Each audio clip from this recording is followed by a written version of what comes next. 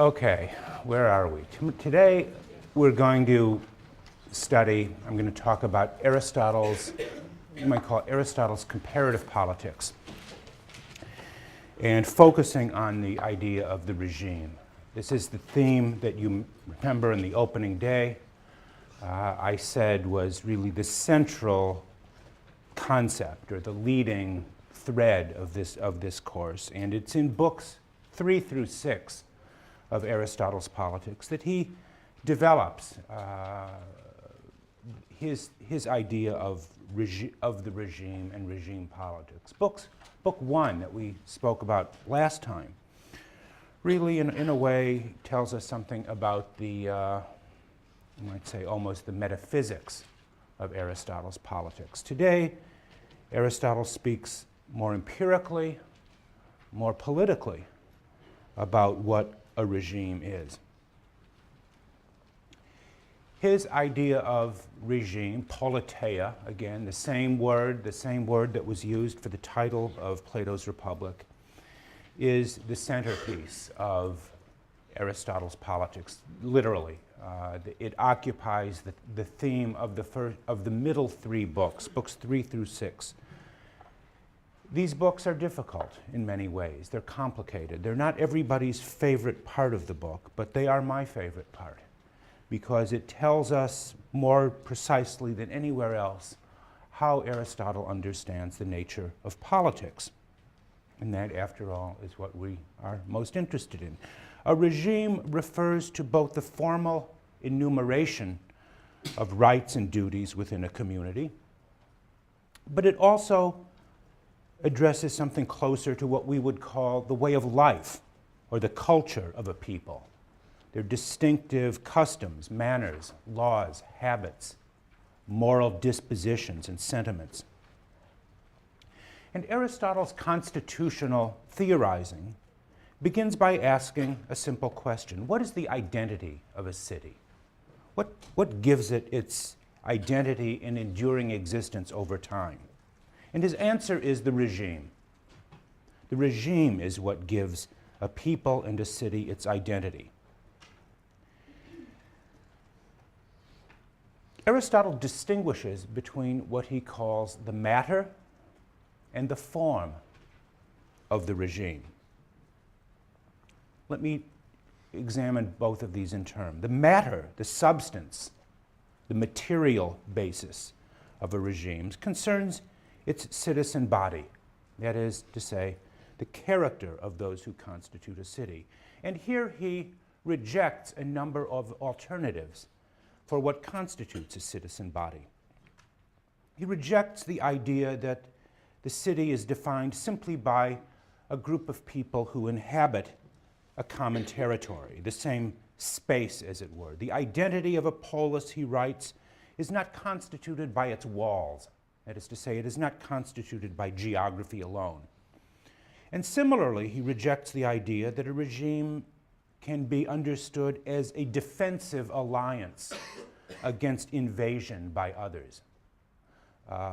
In our terms, for example, NATO would not be a regime, a purely military or defensive alliance. And finally, he denies the possibility that a regime exists that whenever a number of people come together to establish commercial relations with one another. Organizations like NAFTA or the WTO, the World Trade Organization, do not a regime make. A regime cannot be understood simply as a commercial alliance. What is a regime then? It is evident, Aristotle said, that a city is not a partnership in a location or for the sake of not committing injustice against one another or for transacting business. So what is a citizen body? The citizens who constitute a regime, he tells us, do more than occupy a common space, but are held together, according to Aristotle, by bonds of common affection. It is affection, loyalty, and friendship that make up a regime. This sort of thing, he says, this political partnership, is the work of affection, Philia is his word, is the work of affection. For affection is the intentional choice of living together. 1280a, if anyone's interested. It is the intentional choice of living together. Friendship, he writes, is the greatest of good things for cities. For when people feel affection for each other, they are less likely to fall into conflict. But what kind of friendship is he talking about? Is it the kind of friendship that you feel for your best friend or for your parents or siblings? What kind of friendship are these bonds of affection that he says hold the city together and that make it a regime?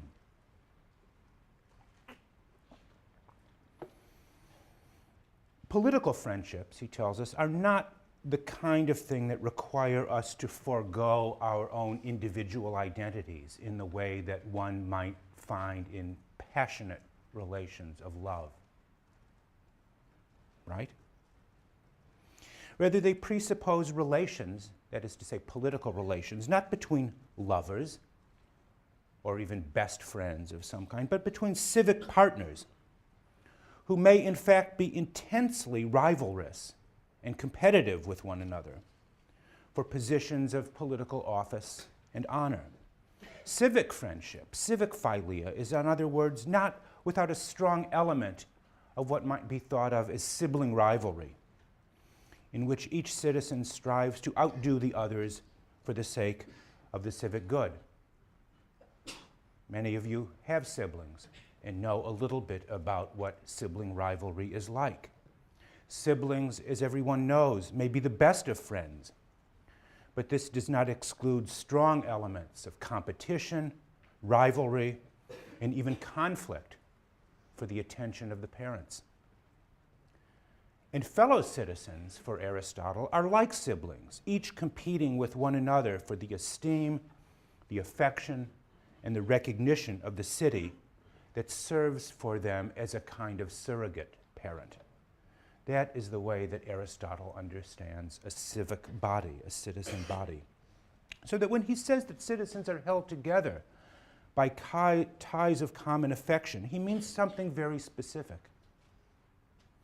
The civic bond is more than an aggregate of mere self-interest or rational calculation, as was going to be defended by someone like Thomas Hobbes or by most of today's modern economists who believe that society can be understood simply as a series of rational transactions between buyers and sellers of different goods, and that can be modeled along some kind of game theoretic lines. Aristotle denies this, explicitly denies this. He seems to have known something about the modern economic theory of society long before modern economics was even developed. But again, when Aristotle speaks of the kinds of affection that hold a citizen body together, he does not mean anything like the bonds of personal intimacy that characterize private friendships. What he means when speaking about civic affection is more like the bonds of loyalty, camaraderie, that hold together members of a team or a club. These are more than, again, ties of mutual convenience. They require loyalty, trust, what social scientists today sometimes call social capital, that successful societies require social capital. A distinguished political scientist at another university, I will not mention its name here, at another university has spoken about the importance of social capital or trust as the sort of basic relation, the basic component of a healthy democracy. Aristotle knew that. He didn't use a kind of ugly social scientific word like social capital. Rather, he spoke about civic friendship and philia.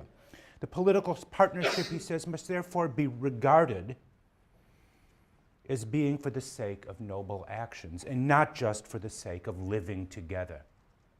The city, as he likes to say, or the regime exists not merely for the sake of life, but for what he understands to be the good life, the life of friendship, the life of, again, competitive relations for positions of honor and office. So we can say that a regime is, in the first instance, constituted by its citizen body. Citizens are those who share a common way of life. The citizen, in an unqualified sense, Aristotle writes, is defined by no other thing so much as sharing in decision and office. Or as he puts it a little bit later, whoever is entitled to participate in an office involving deliberation or decision-making is a citizen of the city. Listen to the words he uses there in describing the citizen.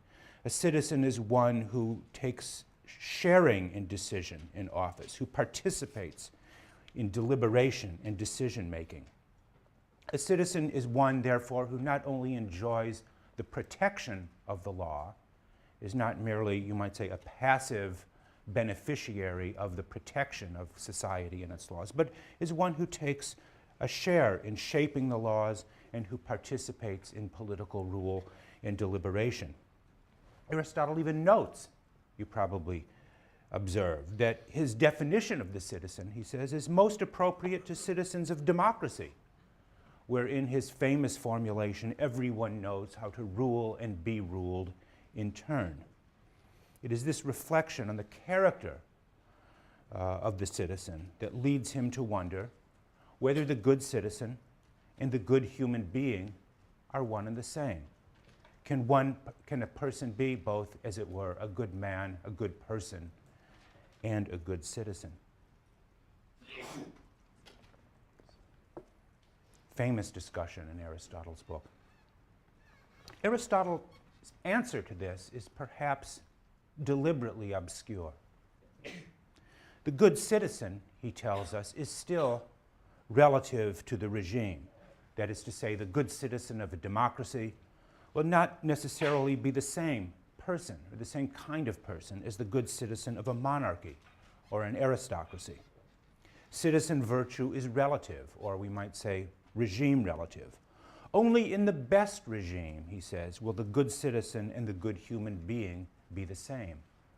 But what is the best regime? At least at this point, he has not told us. The point he's trying to make is there are several kinds of regimes and therefore several kinds of citizenship appropriate to them. Each regime is constituted by its matter, that is to say, by its citizen body, as we've been talking about, but also now by its form, by its formal structures. That is to say, every regime will also be a set of institutions and formal structures that give shape to its citizens. Regimes or constitutions, you might say, are forms or formalities that determine how power is shared and distributed among citizens. Every regime is an answer, consciously or not, to the oldest political question of all: who governs? Who should govern? Every regime is an answer to that question because every regime sets forward a way of distributing, formally distributing powers and distributing offices among its citizen body. So we move now from the matter of the regime, it's what constitutes its citizens and its citizen body, to the question of the form of the regime, its forms, its formalities, its structures and institutions, you might say. Entirely too much of modern political science is focused on simply the forms and formalities of political life, not enough, in my opinion, with questions of the citizen body and what constitutes the character or the virtue, in Aristotle's term, of its citizens. But nevertheless, Aristotle gives extraordinary importance and attention to the forms or formalities that make up a regime. What does he mean by that? Aristotle defines the strictly formal criteria of a politeia twice in his Politics. And I'm sure you noted both times where they appeared, yes?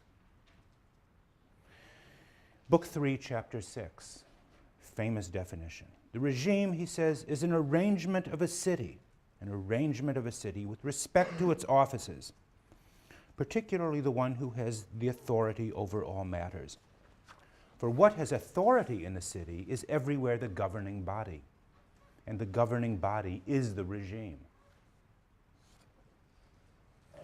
The regime is an arrangement of a city, he says, with respect to its offices, and every city will have a governing body, that governing body being the regime. The second definition appears at the beginning of Book 4, Chapter 1. For a regime, he writes, is an arrangement in cities connected with offices, establishing the manner in which they have been distributed, what the authoritative element of the regime is, and what the end of the partnership is in each case. A similar but slightly different definition of what constitutes the formal structure of regime politics. But from these two definitions, appearing in Book 3, Chapter 6 and Book 4, Chapter 1, we learn a number of important things. First, just to repeat, a regime concerns the manner in which power is divided or distributed in a community. This is what Aristotle means when he uses the phrase, an arrangement of a city with respect to its offices. In other words, every regime will be based on some kind of judgment of how power should be distributed, to the one, to the few, or the many, to use the Aristotelian categories of political rule, or some mixture, some mixture of those three classes that constitute every city. In every regime, one of these groups, he says, will be the dominant class, will be the dominant body, the ruling body, as he says in that definition. And that ruling body will, in turn, he says, define the nature of the regime.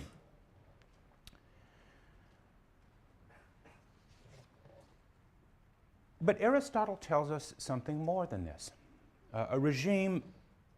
His regime typology, is to say his division of power, his division of regimes into the rule of the one, the few, and the many, is based not only on how powers are distributed in a purely factual way, he also distinguishes between regimes that are well-ordered, well-governed, and those that are corrupt. Those that are corrupt. What does he mean in terms of this distinction? Aristotle's distinction seems to be not only empirical, again, based on the factual distribution of powers. It seems to have what we might call today a normative component to it. It makes a distinction or a judgment between the well-ordered and the deviant regimes, the corrupt regimes. On the one side, he tells us the well-ordered regimes are monarchy, aristocracy, and what he calls polity, rule of the one, the few, and the many. And on the corrupt side, he describes them as tyranny, oligarchy, and democracy, also ruled by the one, the few, and the many. But what criteria, we want to know, does he use to distinguish between these, as it were, sixfold classification of regimes? How does he distinguish the well-ordered regimes from the corrupt regimes? And here is where Aristotle's analysis gets, in some ways, maddeningly tricky. Because in many ways of his general reluctance to condemn any regime out of hand. If you were to read more than I had assigned for you in class, if you were to read through all of Book 6, for example, you would find Aristotle not only giving advice to democrats, democracies, and other regimes on how to preserve themselves. You would find a lengthy description of how tyrants should moderate, or how tyrants learn to preserve and defend their own regime. It seems as if It seems almost as if living before the incarnation of pure evil in the 20th century, with the rise of modern totalitarianisms, that Aristotle seemed to think that no regime was so bad, no regime was so devoid of goodness, that its preservation was not worth at least some effort. Think of that. Rather, in many ways, he provides reasoned arguments for the strengths and weaknesses of several different regime types. Let's consider the one that's closest to our own, democracy. Let's consider what Aristotle has to tell us about that regime. In fact, it would be an interesting question for people to consider, to know how would Aristotle confront, or what would his analysis be of a regime like Hitler's Germany, Stalin's Russia, the Iran of Khomeini, regimes that are clearly tyrannies, but do they even go beyond, in some way, the tyrannies that Aristotle spoke about? And what kind of advice, what would he have to say about them? In any way, let's think about democracy. Interestingly, we find Aristotle defending democracy on the grounds that it may contain collectively greater wisdom than a regime ruled by the one or the few. In Book 3, Chapter 11, for example, he writes, "For because they are many," that is to say the citizen body, the ruling body of a democracy, "each can have a part of virtue and prudence, and on their uniting together, and on their joining together," he says, "the multitude, with its many feet and hands, and having many senses, becomes," he writes, "like a single human being, and so also with respect to character and mind." Think of that. The people in a democracy, he says, coming together, uniting together, become like a single human being with many hands and feet, and he says, with greater character and mind. We even hear more than any single individual. And in the same text, we also hear Aristotle praising the practice of ostracism. That is to say, exiling, banishing those individuals deemed to be preeminent in any particular virtue or quality. And he makes a similar point in Book 3, Chapter 15, in describing the process of democratic deliberation as a superior means of arriving at decisions. He compares it to a potluck dinner. Any one of them, he says, that is to say, any one of the citizens, taken singly, is perhaps inferior in comparison to the best. But the city is made up of many persons, just as a feast to which many contribute is finer, is better, than a single and simple one, and on this account, a crowd also judges many matters better than a single person. Furthermore, what is many, he says, is more incorruptible. Like a greater amount of water, the many is more incorruptible than the few. So he gives there a powerful argument in defense of democracy, like a potluck dinner. Each individual cook may not be as good as the best chef, but many taken together will provide many more dishes and many more for a variety of tastes than does a single chef. And he says, furthermore, a crowd, the many, is more incorruptible than the few. Less light and incorruptible here, I take it in the kind of ordinary sense of the term, less susceptible to bribery. You can't bribe a lot of people in the way that you can a single individual. Are Aristotle's views on democracy correct here in his analysis? Do, in fact, many chefs make for a better dinner than a single chef? Well, I don't know. Would you rather have dinner at the Union League, where there's one chef, or a master chef? Or would you rather have dinner with a bunch of your friends, each providing some piece of the dinner? Well, it's a good argument. It's an interesting argument. It's open to debate at any rate. Yet at the same time, as Aristotle is seen defending democracy, providing reasoned and in many ways sensible arguments for democratic regimes. You find him in the same section of the book providing a defense of kingship and the rule of the one. In Book 3, Chapter 16, he considers the case of the king who acts in all things according to his own will. Sounds like a kind of absolute monarch of some kind. This is the part of Aristotle's politics that seems closest, in a way, to the idea of a Platonic philosopher king who rules without law and rules for the good of all, simply on the basis of his own superiority. Aristotle coins a term for this kind of king over all. He calls it the pan-basileia, basileia being the Greek word for king. Like the name, people like the name Basil, Basil, it's the Greek word for king. And pan meaning universal, pan-basileia, the universal king, the king of all. Aristotle does not rule out the possibility of such a person emerging, a person of what he calls excessive virtue, almost hyperbolic excellence, he says, who stands so far above the rest as to deserve to be the natural ruler over all. But how, we want to know, does Aristotle reconcile his account of the pan-basileia, the king of over all, with his earlier emphasis upon democratic deliberation and shared rule? The citizen, recall, is one who takes turn ruling and being ruled in turn.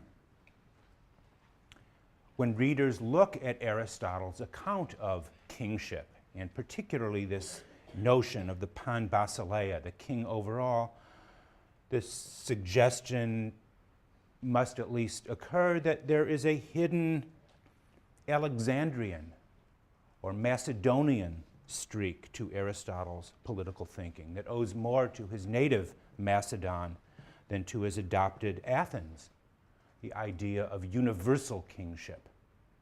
Think of Alexander the Great later on. And in fact, in one of my favorite passages in the book, which you will read for next time, I cannot resist quoting already a passage from Book 7, and near the end of the book, Book 7, Chapter 7, where Aristotle writes as follows. He writes, "The nations in cold locations, particularly in Europe, are filled with spiritedness." There's that Platonic word again, thumos, are filled with thumos, but lacking in discursive thought, lacking in the deliberative element, in other words. Hence they remain free because they're thumatic, but they lack political governance. Those in Asia, on the other hand, he writes, thinking probably here of Persia, places like Egypt and Persia, have souls endowed with discursive thought, but lack spiritedness, lack thumos. Hence they remain ruled and enslaved. But then he goes on to say the stock of Greeks share in both, just as it holds, he says, the middle in terms of location. For it, that is to say the Greeks, are both spirited, are both thumatic, and endowed with deliberative thought, and hence remain free and governs itself in the best manner. And, he writes, and he concludes, at the same time is capable of ruling all, should it obtain a single regime. That these Greeks are capable of ruling all, he says. All, who is all? What does he mean by the all here? The Greeks, the rest of the world, are capable of attaining, it seems, a single hegemony, a single regime, if in fact circumstances develop.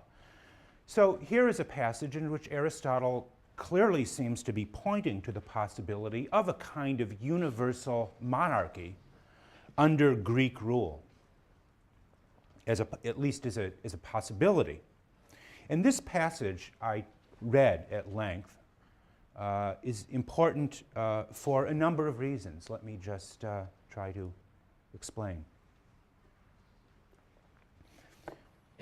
In the first place, it provides us with crucial information about Aristotle's thinking about the relations of impulse and reason, of thumos and reason, as you might say, the determinants of human behavior.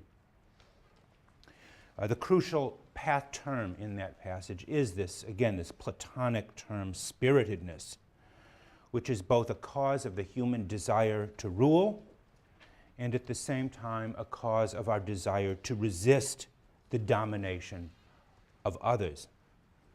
It is the unique source of human assertiveness and aggressiveness, as well as the source of resistance to the aggression of others.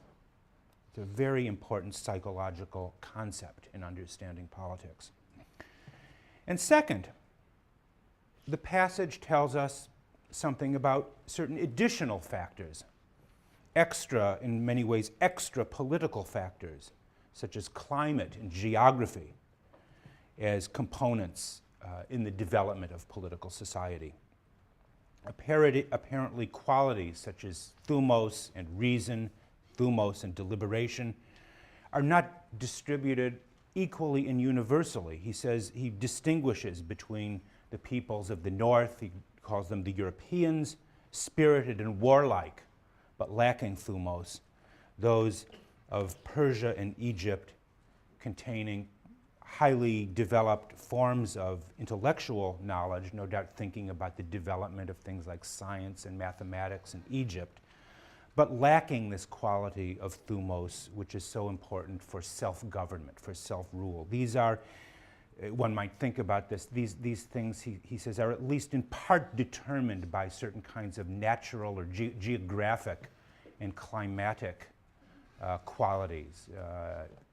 A modern reader of this passage that comes to mind is Montesquieu in his famous book, The Spirit of the Laws, with its emphasis upon the way in which geography and climate and environment become in part determinants of the kind of political culture and political behavior exhibited by different peoples.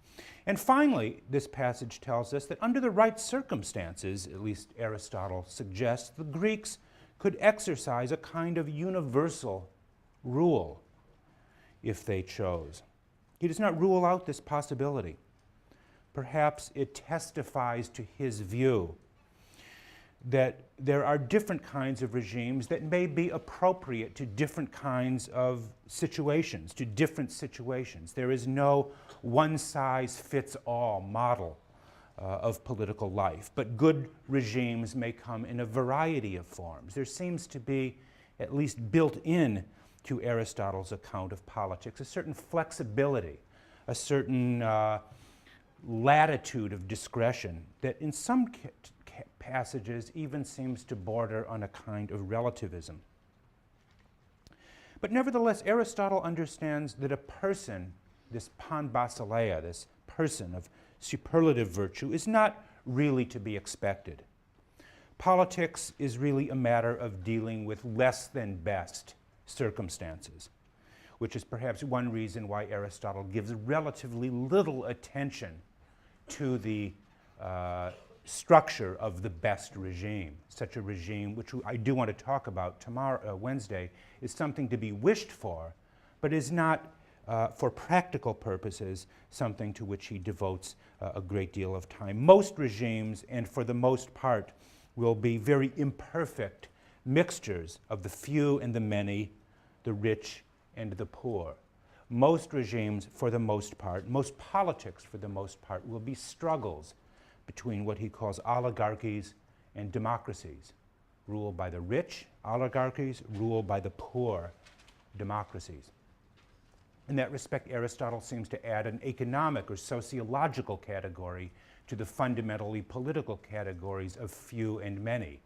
The few are not simply defined quantitatively, but they are defined, as it were, also sociologically. The rich, the poor, again, defined as, the many, again, defined by him as the poor. It was not, you have to see when you read these passages, it was not Karl Marx, but rather it was Aristotle who first identified the importance of what we would call class struggle in politics. Every regime is in many ways a competition between classes.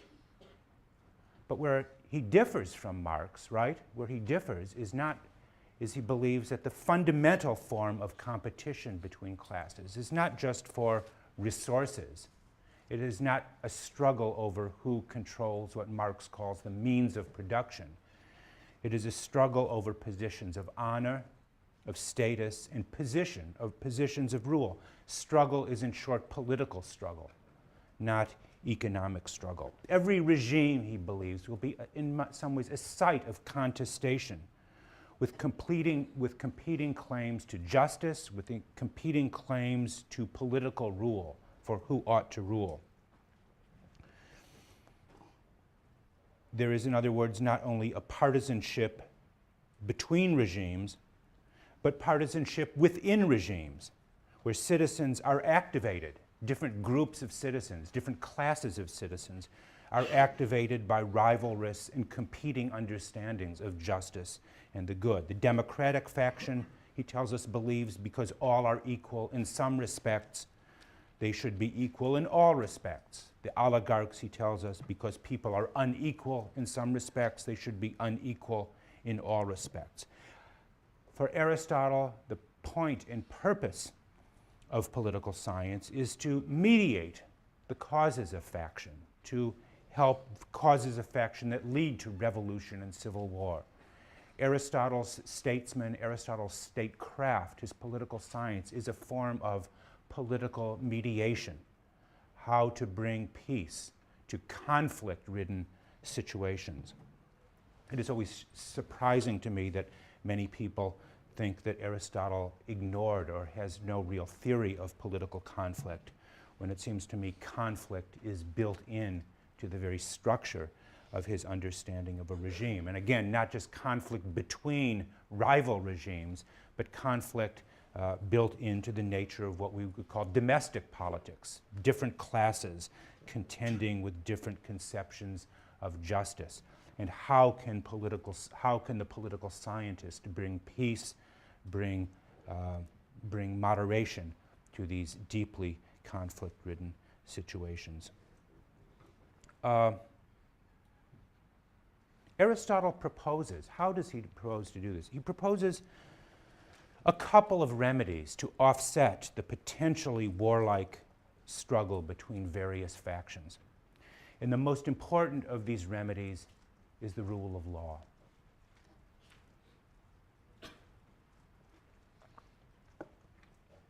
Law ensures, he says, the equal treatment of all citizens and prevents arbitrary rule at the hands of the one, the few, or the many. Law establishes what he says is a kind of impartiality. For law, he says, is impartiality. One who asks the law to rule, he says in Book 3, Chapter 16, is held to be asking God and intellect alone to rule, while one who asks man asks the beast. Desire is a thing of this sort, and spiritedness, he writes, again, thumos, spiritedness perverts rulers and the best men. Hence, law is intellect without appetite. Even the best men, he says, can be perverted by spiritedness. Law is the best hedge we have against the domination of partiality and desire. But this is not the end of the story. In fact, it is only the beginning. Aristotle raises the question, very important question, whether the rule of law is to be referred to the rule of the best individual. And typically, again, he seems to answer the question from two different points of view, giving each perspective its due, its justice. He begins in many ways by appearing to defend Plato's view about the rule of the best individual. The best regime, he says, is not one based on written law. Law, and his reason seems to be something like this. Law is at best a clumsy instrument, a clumsy tool, because laws only deal with general matters and cannot deal with particular concrete situations. Furthermore, law seems to bind the hands of statesmen and legislators who always have to be responding to new and unforeseen circumstances. And yet at the same time, Aristotle makes the case for law. The judgment of an individual, no matter how wise, is more corruptible, whether due to passion or interest or simply the fallibility of human reason, than is law. He notes as a practical matter, no one individual can oversee all things.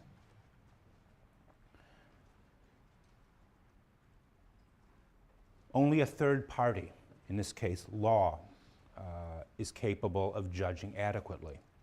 Again, he seems to give reasons and good reasons for both cases. But he moves to the question, should law be changed? Is law changeable? And if so, how? And once again, he puts forward different arguments. In Book 2, Chapter 8, he compares law to other arts and sciences and suggests why sciences such as medicine and has exhibited progress, this should be true for law. The antiquity of a law alone is no justification for its usage. Aristotle seems to reject, you might say, Burkean conservatism long before the time. Antiquity or tradition alone is no justification. Yet at the same time, he seems to recognize that changes in law, even when the result is improvement, are dangerous. He writes, "It is a bad thing to habituate people to reckless dissolution of laws. For the city will not be benefited as much from changing law as it will be harmed through being habituated to disobey the rulers." In other words, he's saying lawfulness, like every other virtue, is a habit. It is a habit of behavior. And the habit of disobeying even an unjust law will make people altogether lawless. This emphasis upon law as a constraint on human behavior in many ways seems to introduce a strong element of conventionalism in Aristotle's thought. This is the view that justice is determined by laws, by customs, by traditions, that it is conventions, nomos, in the broadest sense of the term, that constitutes justice.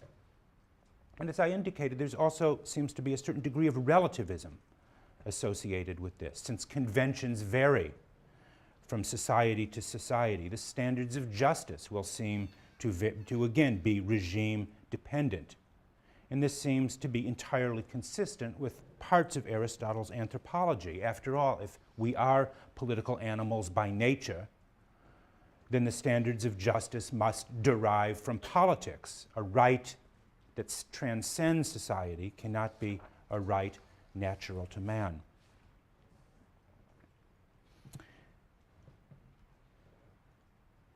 Yet Aristotle's conception of our political nature seems to require standards of justice that are natural or right for us. Rule of law presupposes that there is a form of justice or right natural to us. But what is the Aristotelian standard of natural right or natural justice? Aristotle makes a surprising assertion. Unfortunately, it's an assertion in a book you're not reading. A book, the Nicomachean Ethics, Book 5, Chapter 7. He says there that all natural right is mutable or changeable. All standards of natural justice are changeable. And by this he means that natural right is revealed not in general propositions or universal maxims, as, for example, Immanuel Kant would argue later on, but in the concrete decisions of a community or its leaders about what is right or wrong. Natural right is mutable because different circumstances will require different kinds of decisions.